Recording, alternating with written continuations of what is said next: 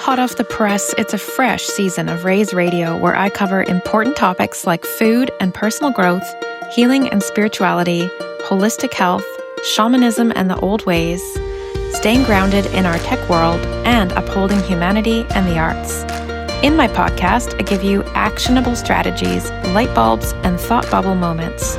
Thank you for being here. However you show up today is welcome. All I ask is that if you like the episode you're listening to, that you share it with just one friend.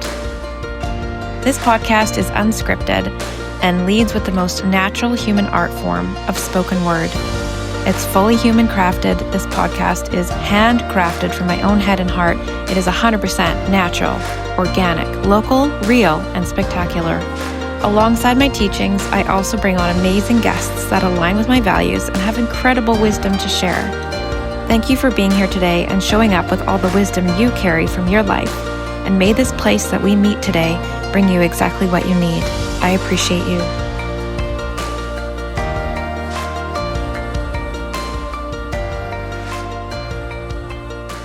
I was wanting to connect with people that did work similar to yours. And I know that you carry a lot of like land-based skills, ceremony, ancestral work that's really aligned with what I'm doing. And so when you talk about wanting to be like a cultural ambassador and bring back culture, like that's just so needed. And these, forgotten practices that we're trying to bring back, that's just what called me to you so much. And so I was really honored and excited when you said that you wanted to come and share a story with us today. But I think it would be important for you to also just talk a little bit about your origin story of how you arrived doing that work. I would love to hear.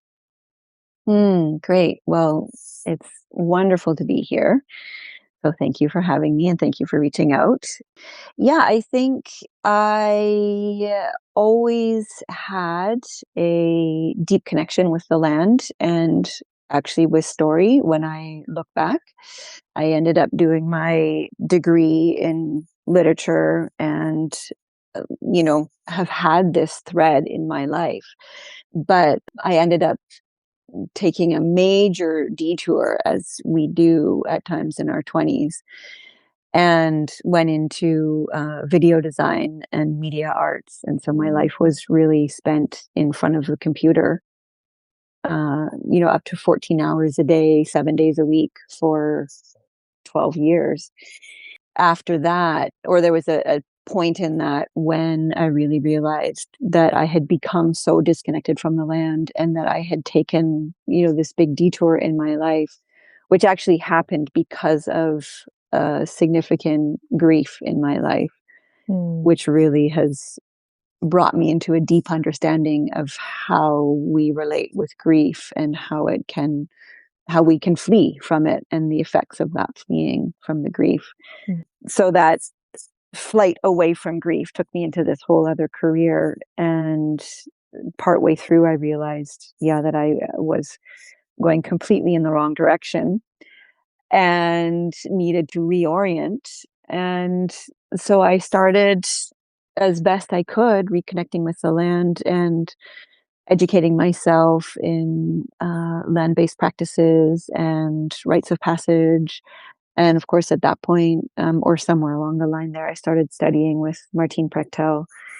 And it was really with Martine that story became a huge focus of my life, because contrary to what I experienced in academia, Martine really opened up the immense beauty in story and in my ancestral stories, which, prior to that, I had looked at and really thought, I couldn't really see past the layers of empire and imperialism in my ancestral stories. And Martine really opened up the stories and the beauty and uncovered the vestiges of the intact culture that was there. And that's when it all really just started to unfold. And I voraciously read stories and and ended up just really wanting to be in stories with my friends and just be a geek on a weekend and dive into stories with my friends. And that's where it all started. And I think we can't separate culture from stories. So the cultural piece was just right alongside all of that, because culture and story are essentially one and the same thing. And so as we open up the stories and as we remember the stories, we're remembering culture at the same time. Mm, that's so beautiful. Mm-hmm. Yeah, and I think it's interesting. I mean, even before we hit record here, we were talking about how when you're not living somewhere anymore and you have that sort of changed relationship with that land because now you're on a new land, and being someone whose family lineage is not technically from their land, there's an interesting intersection there for people, right? Of that reconciliation piece and also finding your own stories. And so I'm really curious about what's the best way that you have found to carry your own stories when you're on land or in a place that is not necessarily familiar to your blood memory. Yeah, it's a great question, and one that I think essentially we're all grappling with. I think Mm-hmm. there's no answer, there's no one way. It's a constantly unfolding and ongoing process that I think any of us who are involved in ancestry and cultural regeneration are grappling with really on a daily basis. And I think for me, I think that really started, I was working with a Blackfoot elder in the Canadian Rockies, and Mm. I was sharing with him some of the stories that I was reading from my ancestry.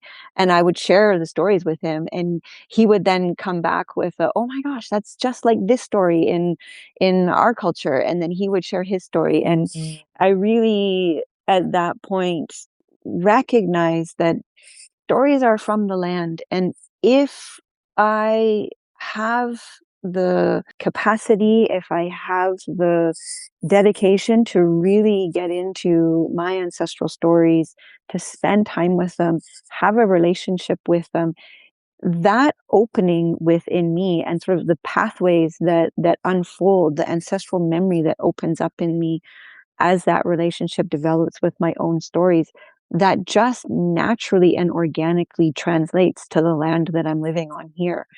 Because the stories in the land are not separate. There's, Mm. of course, huge. There's regional differences. There's different clothing that the stories have.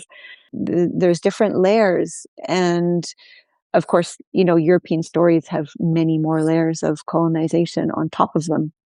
But when we're really in that deep relationship, it ultimately doesn't matter where we are.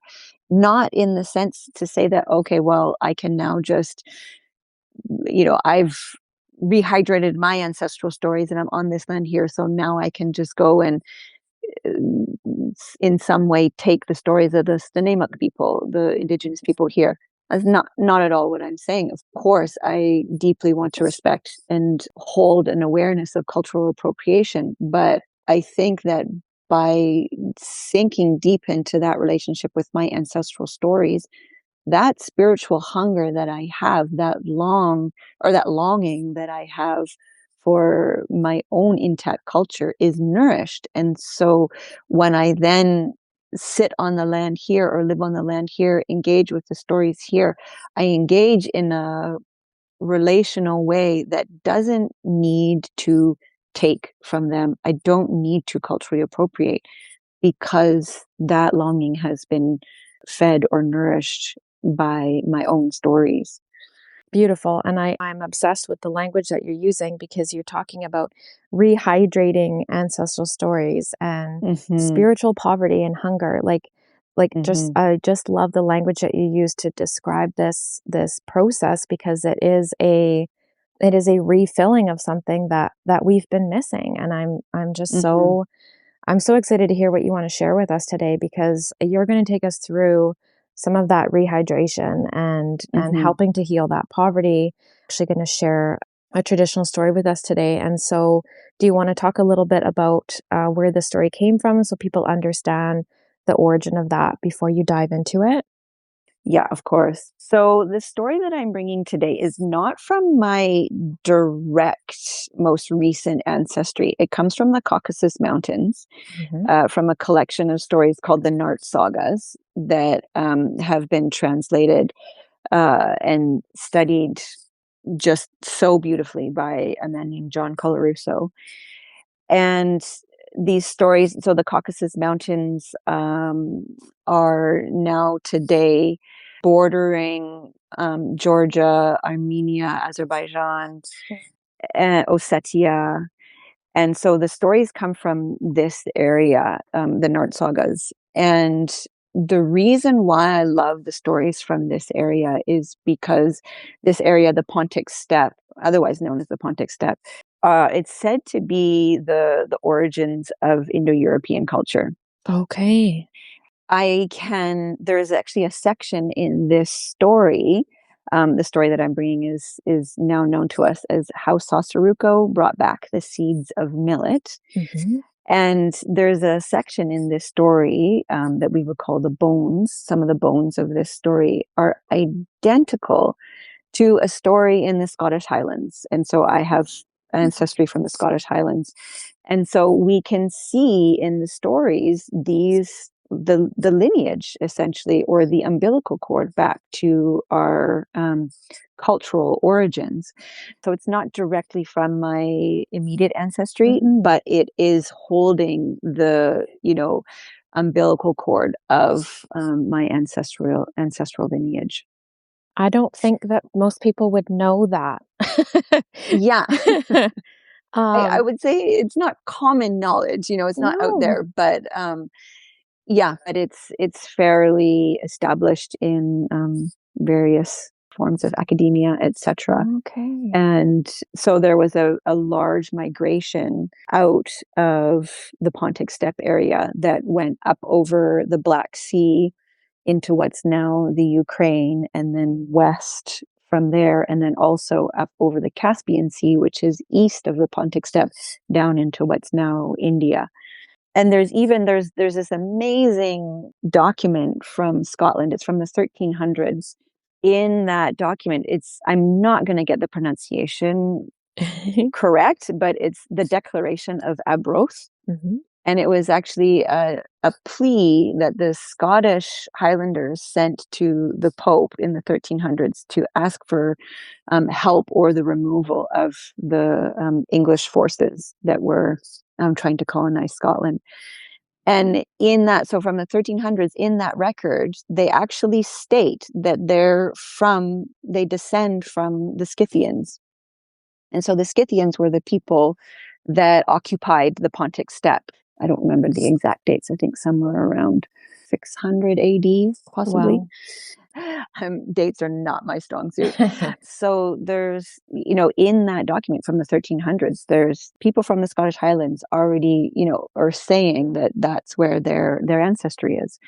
So, of course, there's been a ton of research done on it, which supports it, but it's right there in the literature, I guess.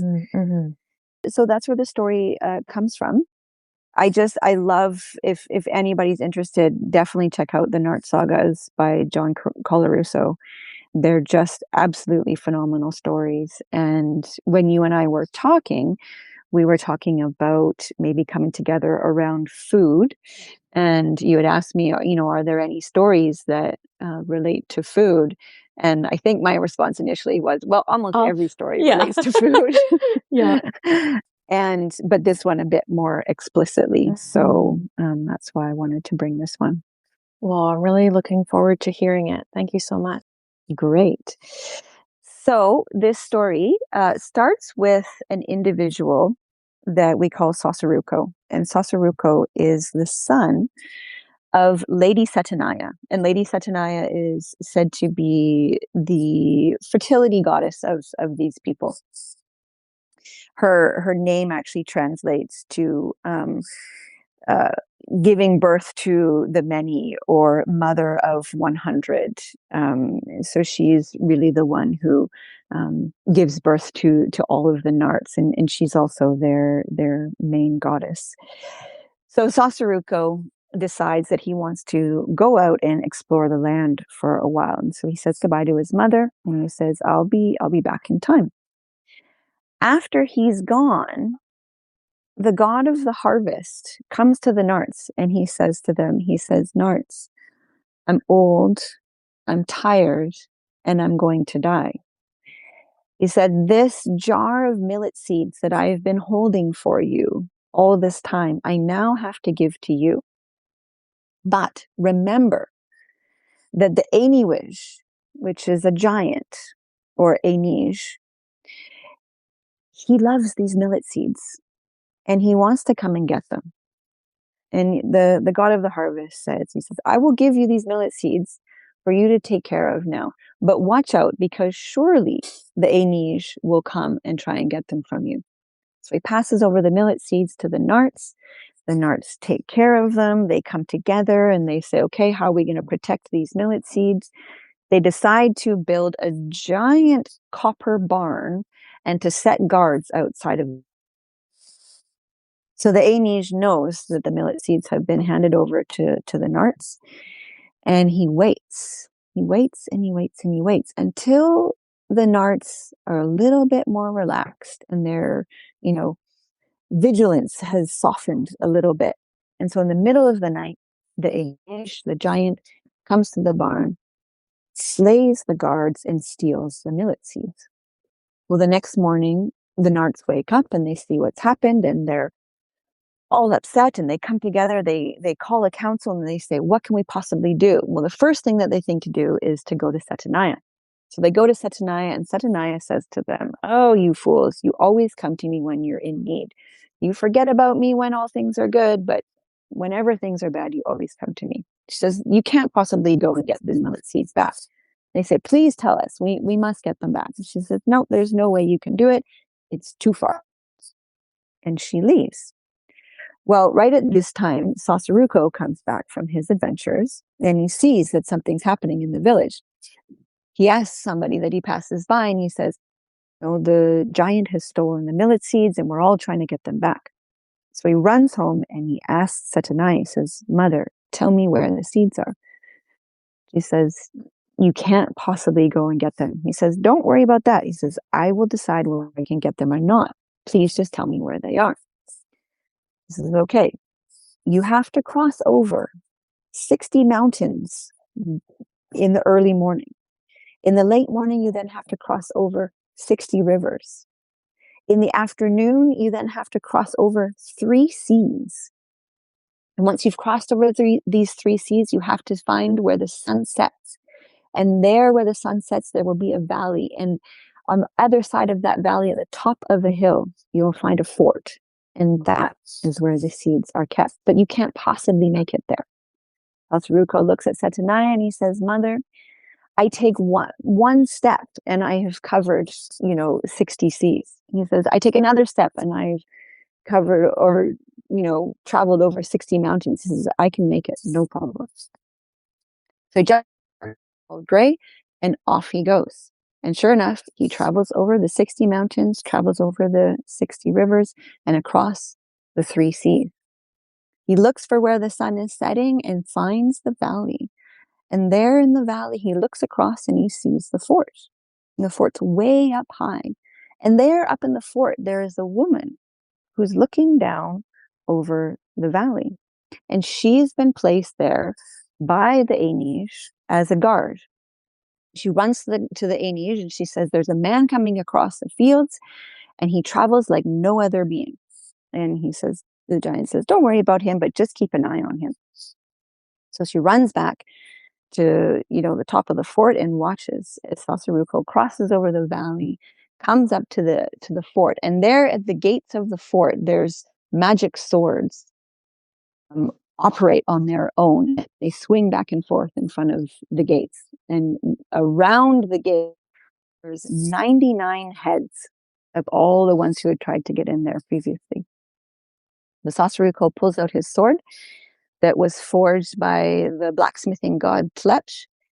And he, defeats the swords, breaks through the gates, and goes to the woman. And he says, "Is this the fort of the Métis that stole the millet seeds?" And she says, "Surely it is." She says, "He's outside right now, tilling the soil." So Sossaruko sneaks out to the field, and he sees the jar of millet seeds sitting on a stump, and the Métis is plowing the fields. So he runs up, he grabs the pot of millet seeds, and off he goes. He jumps on his horse and he heads off across the lands. The Métis turns around and sees that the millet seeds have been stolen. He goes back to his fort. He has some food, sits down, he rests for a little while. Then he jumps on his horse and he goes after Sossaruko. And in no time, he overtakes Sossaruko. His horse bashes into Sossaruko's horse. Sossaruko goes flying and crashes down into the ground. The Métis steals the millet seeds back and heads back home. Well, Sossaruko, because he's made of steel, they say, he gets up uninjured by this event, gets on his horse, and heads back to the fort. So this time he's a little bit more strategic. So he goes up to the woman and he says to the woman, "Here's what we have to do." He says, "You must find out where the Métis keeps his soul. Because there's a certain type of being who keeps their soul separate from themselves in order to keep themselves safe. The Métis is one of these beings. So his soul is in a different location." Sossaruko says, "We must find out where his soul is in order to defeat him." So Sossaruko leaves, goes into hiding for a little bit. And that night, the woman comes to the Métis and she says, "Darling, I want to take care of you as best as I can. So won't you please tell me where your soul is? Because there's nothing that's more important to me than taking care of your soul." And he looks at her, slightly suspicious. And he says, "Yeah, okay." He says, "My soul is in the door frame over there." And she thanks him and they go to sleep. The next day he goes out into the fields and she spends her time decorating the door frame, all beautifully with flowers and ornate drawings, and very beautiful. The Métis comes home that day and he sees the door frame and he says, "What's going on here? Why have you decorated the door frame?" She says, "Well, that's where you said your soul is, and so I want to take care of it." He says, "Well, okay, that wasn't exactly true. My soul is actually in the stump outside." And so she thanks him for telling her. They go to sleep. The next day, same thing happens. He goes out to plow the fields and she decorates the stump. He comes home, he sees the stump and he says to her, "What's going on with this stump?" And she says, "Well, you said that's where your soul is. And there's nothing more that I want to do than take care of your soul." And he says, "Well, okay. It's actually not true. My soul is not in that stump."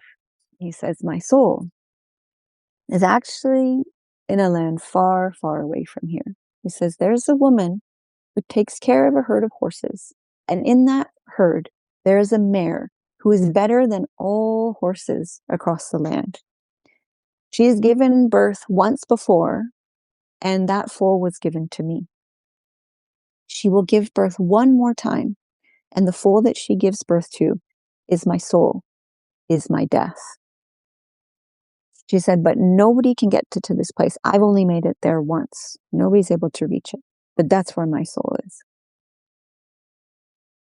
So she hears this and she thanks him. They go to sleep.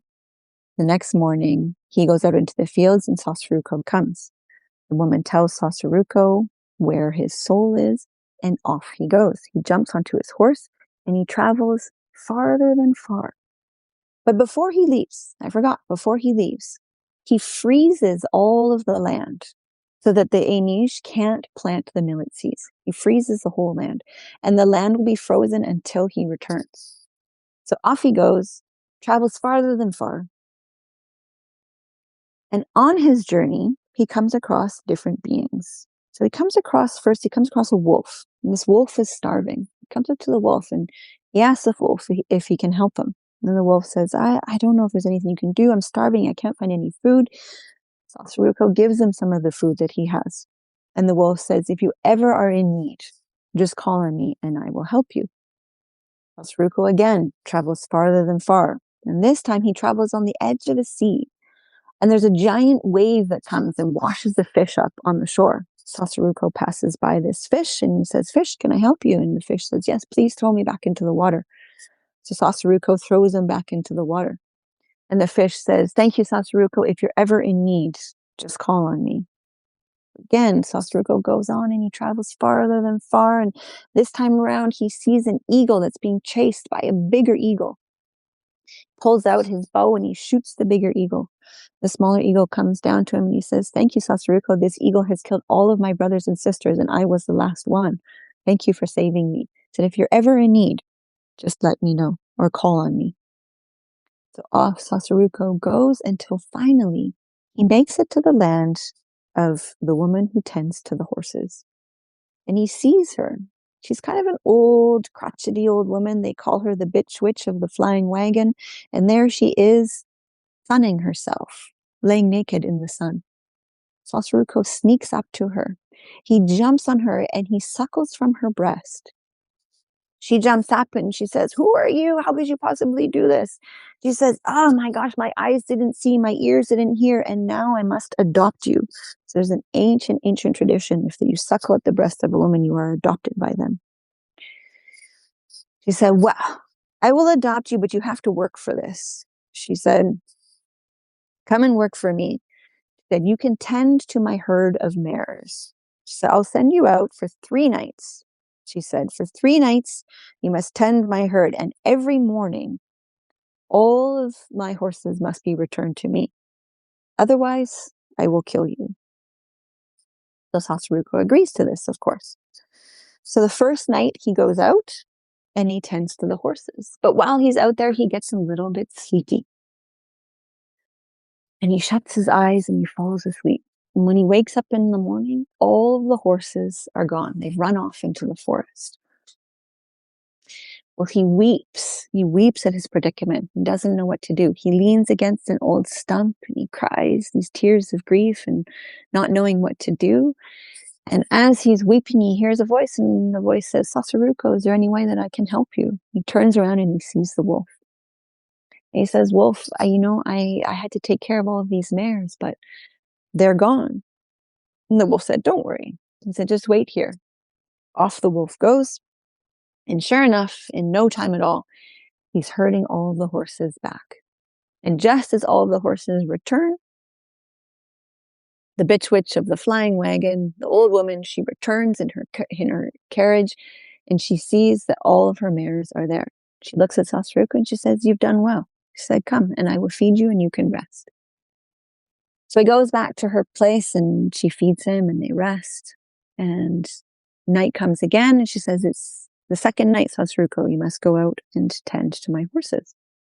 So off he goes and he's out there for the night, but as night descends, deep in the night, he gets tired and he falls asleep.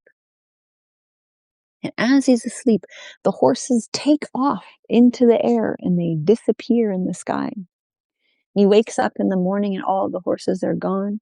And he weeps again. He weeps for the predicament that he's in. He goes and he leans against the same stump and he cries and he cries. And oh, what am I going to do? And through his tears, he hears the voice. Sasuruko, is there anything I can do for you? Why do you weep so? He turns around and there's the eagle. He says, I was supposed to tend these horses, but I've lost them in the night. So the eagle says, no worries. She says, you stay here and I will go and get the horses. Off she goes, and in no time at all, she returns with all of the horses. Sasuruko thanks her, and just at this point, the old woman returns, sees that all of her mares are there, and she says, Sasuruko, you've done well for a second night. Come back, eat and rest. And so he does. Third night, and she says, this is your last night. You must take care of my mares all night. And so off he goes. And just as all the other nights, he settles in and he falls asleep. As he's sleeping, The mares take off and they go into the nearby sea. They disappear into the sea. Sasuruko wakes in the morning and he sees that the mares are all gone, and he weeps the deepest grief he's ever wept. His heart breaks at the grief. As he's grieving, leaning up against the stump, he hears the voice again behind him. Sasuruko, is there anything I can do for you? And he turns and he sees the fish. And he says, fish, I was looking after these horses and they disappeared in the night. The fish says, don't worry, I'll bring them back. He says, but when I bring them back, you'll notice that there is one more than there were yesterday. He said, one of the mares has foaled in the night. When the old woman returns and she gives you a gift, you must request, as the gift, you must request this foal that was birthed in the middle of the night. So off the fish goes, and in no time at all, brings back all of the mares with the one that was just born that night. The old woman returns to the field and she sees that all of her horses are there. And she says, Sasuruko, this is your third night that you have been successful. She said, nobody's been successful before. He said, I will give you a gift, anything that you want. So he says, I wish for this foal that was born last night.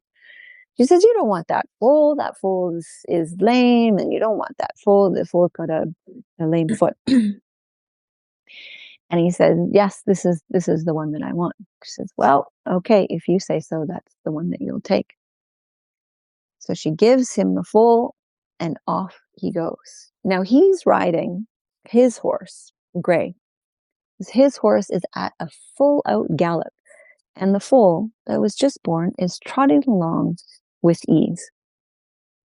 Sasuruko notices this, and he says to the foal, he says, well, you're a pretty good horse. He says, but, I think you need to grow up a little bit more before I ride you. And the foal says to Sasuruko, the foal says, you think that I'm not quite ready, but I am. He says, but I know the journey that we're on. My brother that belongs to the Métis, he had 3 nights to suckle with our mother. He said, let me go back for one more night and suckle from my mother, and then I will be stronger than my brother. So Sasuruko says, absolutely, you can go back. We'll just wait here. And so while Sasuruko is getting the bags ready and getting ready for the night, off the foal goes. Once he's got, the camp set up, he turns around and there's the foal standing right there. He says to the foal, he says, did you not go? And the foal says, I've already gone and been back. I suckled with my mother and I'm back, and now I am stronger than my brother.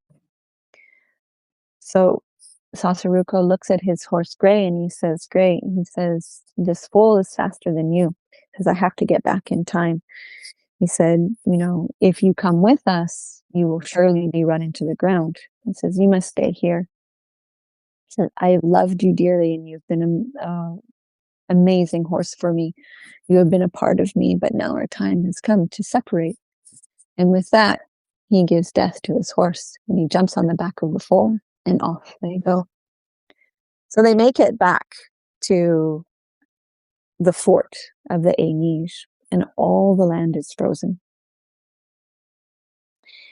Sasuruko calls out to the skies and calls out to the land and calls out to the holy beings and says, please bring heat and warmth and thaw all of the land.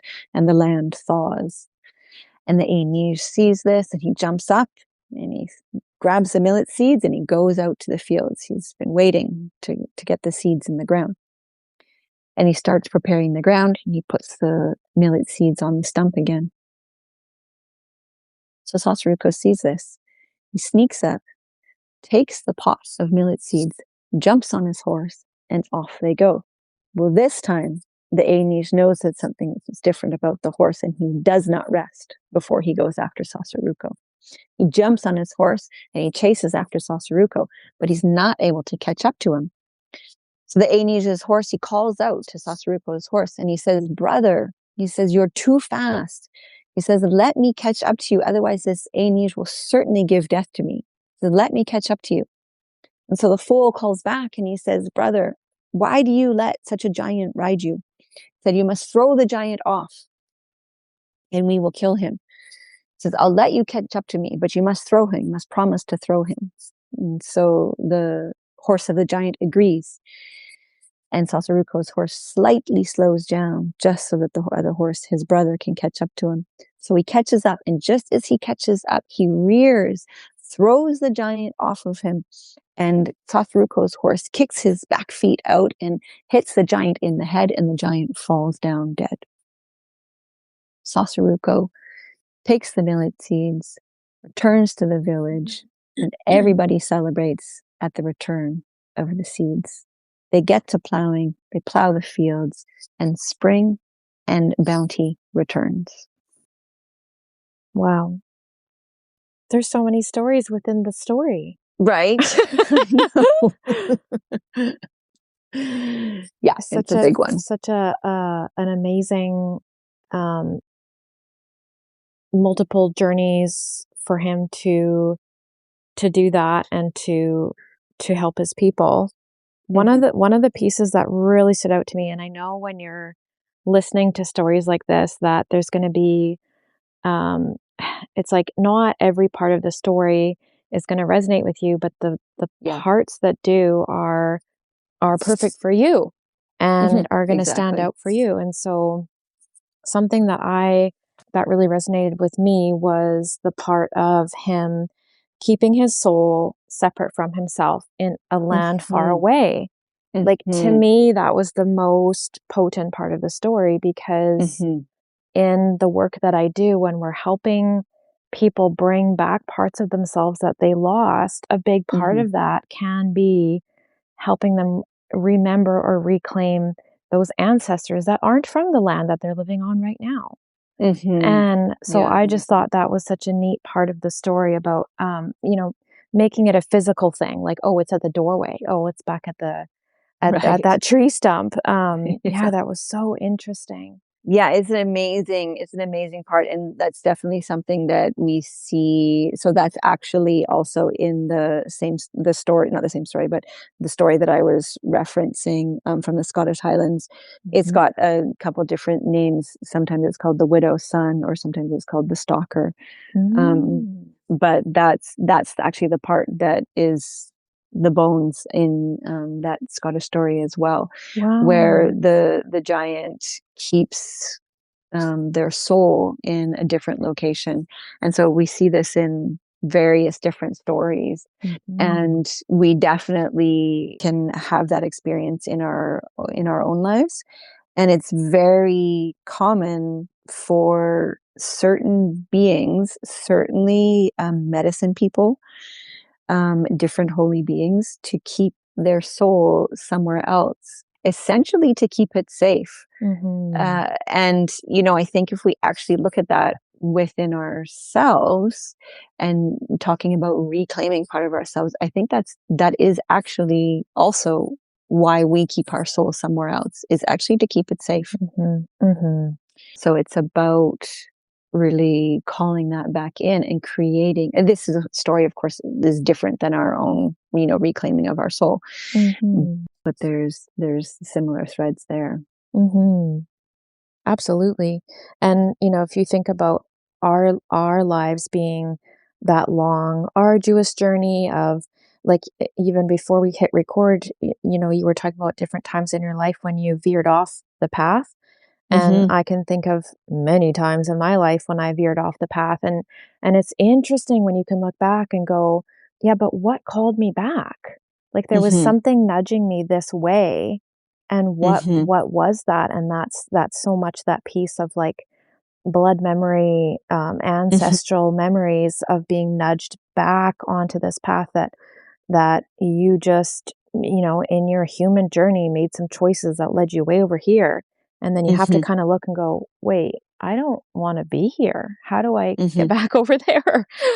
Yeah, totally. I can see that being a thread in so many of the like an underlying thread in so many of the stories that you probably share is helping people see that for themselves, and that can open things up for people. So I'd love to hear what your experience is as a storyteller. You've probably got some pretty incredible eagle eye skills on noticing when people are having these revelations as you're doing the storytelling. Hmm. Hmm. Yeah, for sure. Yeah, I think, telling a story is not done just by the storyteller. It's actually a mutual exchange between those who are listening and those who are telling. Yeah, it's amazing to witness Yeah. those moments of revelation, either during the telling of the story or afterwards when we're opening up more with the story, and there's a connection that's made or a revelation that's happened. I say with people, in my mythology gatherings, that I can't do this alone. Mm-hmm. This is something that we have to do together. Yeah. And when I'm telling a story and when you're listening, the listening is an active part in bringing the story into being. That these stories are fed by both the listening and the telling. And Mm-hmm. it's amazing to be in that relationship with each other and with the story. And and then of course everybody who's listening to the story, as you say, there's something different that is that moment of revelation or is that spark for them. And so that's how we touch, all and lift up and um, remember all the different parts of the story by being in it collectively. Mm. That's the, like, literally putting the story, like remembering, putting the story back together again by being unique individuals who are touched by a different part of the story than others. Yeah. It's amazing. It is so amazing. And Hmm. like you said, it's a living thing. So Hmm. if you just spoke it, it doesn't get to land anywhere, get to do the work that it's meant to do. Hmm. So it's a really special role that you have when humans are gathered in a circle and you're telling this story. I just I keep thinking about how we're in our modern world, because humans love stories, and so in our modern world, even when everyone's just watching TV or watching movies, we're still watching stories, I know. Yeah. right? Yes. But Yeah. it's so much different and potent to be sitting in a circle and hearing someone share a story like you just did. And so I was Hmm. like, as you were talking, I was kind of like, this is something different. This is Hmm. not just sitting around watching a movie with your Hmm. friends and sort of trying to feed that hunger for a story. This is something much deeper. And so I imagine that Hmm. people who are attending your myth gatherings, or whether they're virtual or in Hmm. person, that they're having that same kind of, there's a gems in here, there's something Mm. magical kind of stirring within me.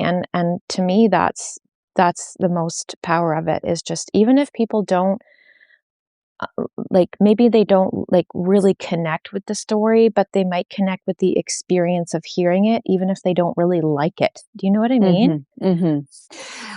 Well, I think that I absolutely agree. There's something that, we've been sitting together telling stories since time immemorial. Yeah.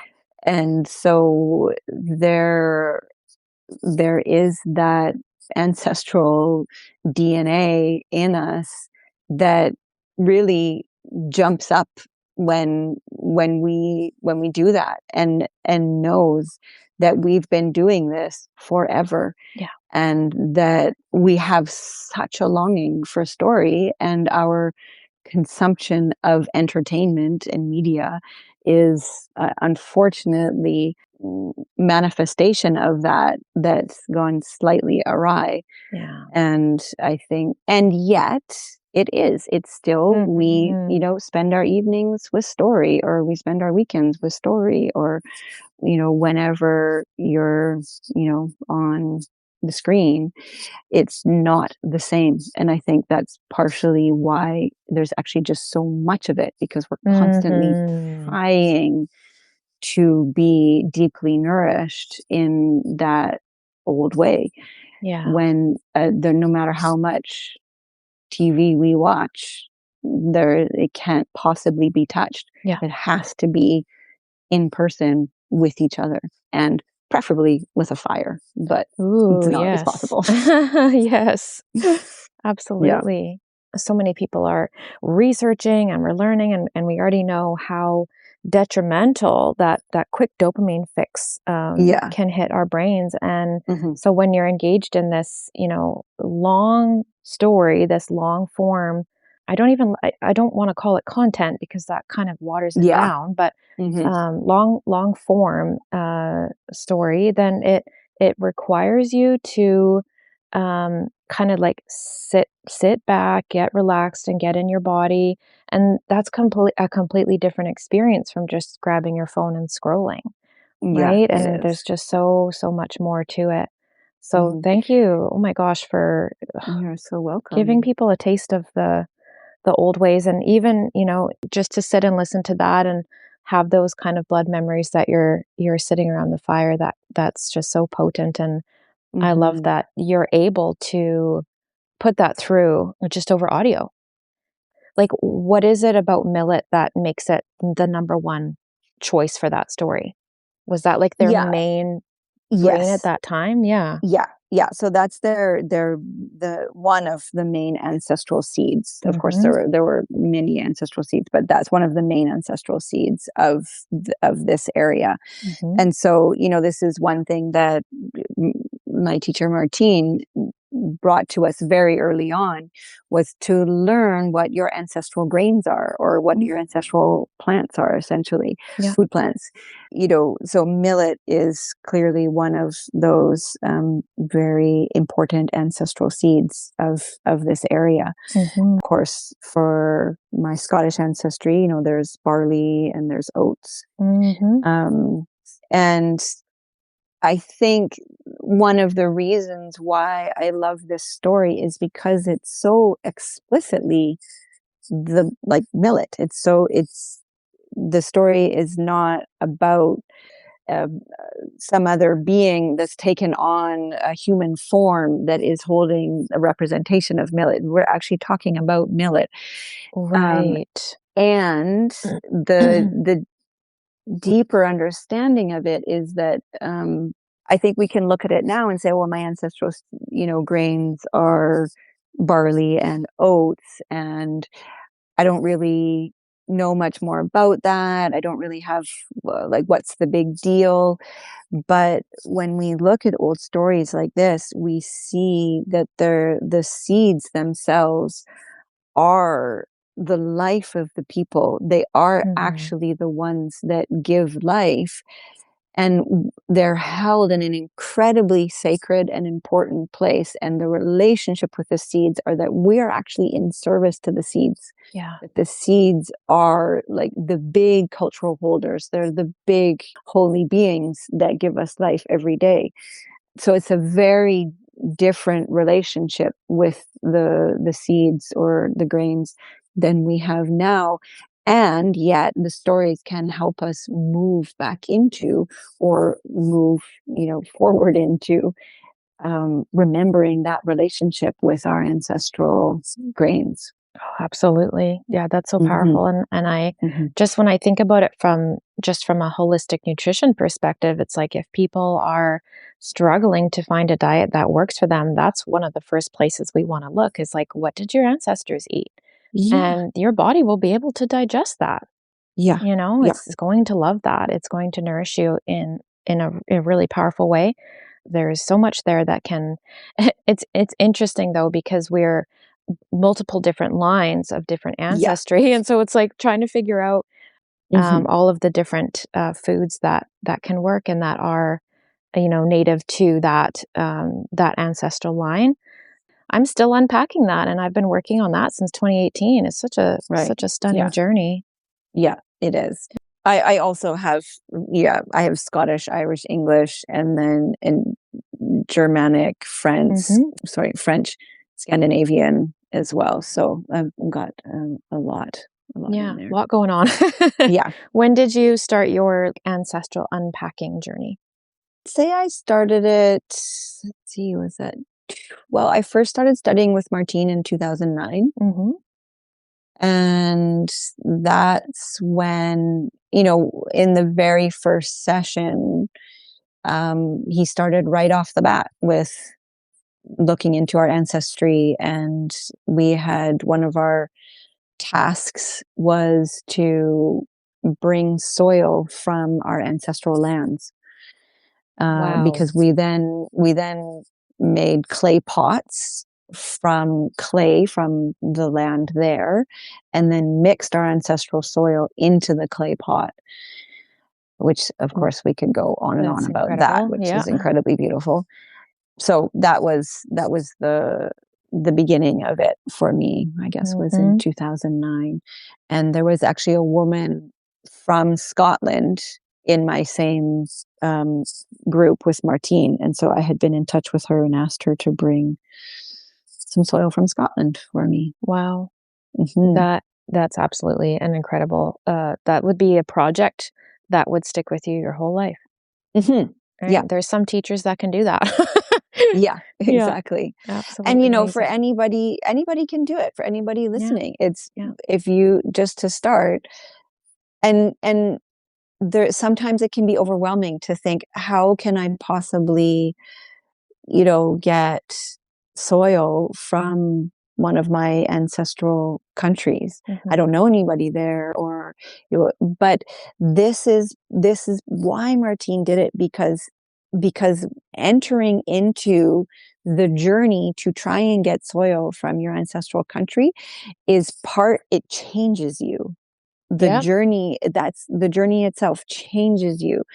And so it requires that you make relationships. It requires that you dive deep into and make connections. And so the whole thing, you're changed by that experience. And then at the end of it, you then are holding soil from your ancestral country as a changed person because of trying to get to that soil. It's a story within the story. Yeah. Yeah, Yeah. exactly. Wow. I understand from your work and from your energy how in tune of a person you are. And so I think it would be really neat if you would share what's a practice that you have that keeps you as serene as you are and connected and on this journey. Great question.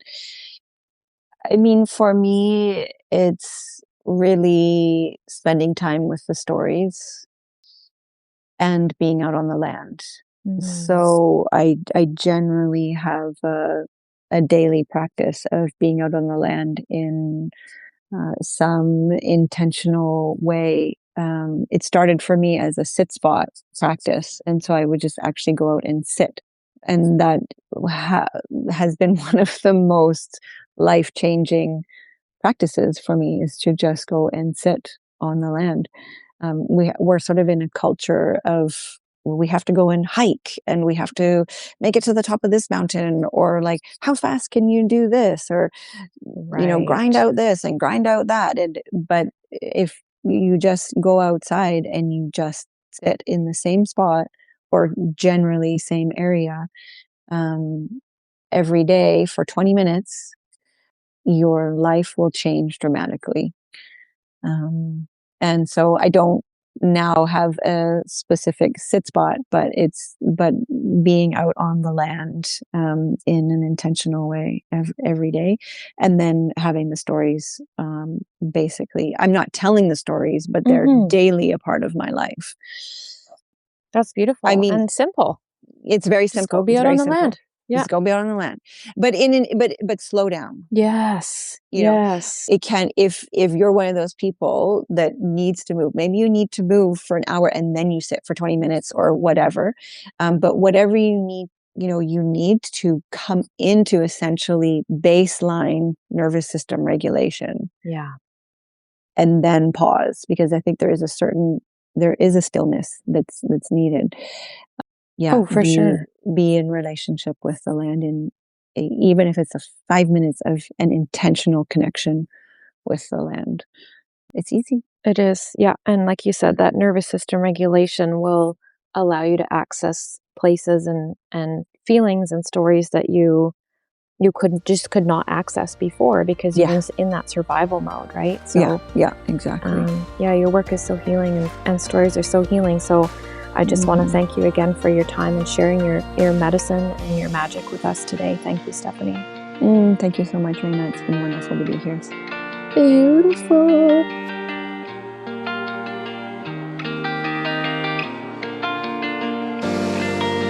Today, I was joined by the incredible Stephanie MacKay. Stephanie's the founder of the Myth Club and the founding director of a wilderness school. She specializes in ancestral knowledge, earth-based skills, ceremony, and myth. If you would like to join in on Stephanie's myth gatherings, you can look her up on the web, Stephanie MacKay, MacKay, where she holds her mythology and culture remembered myth gatherings.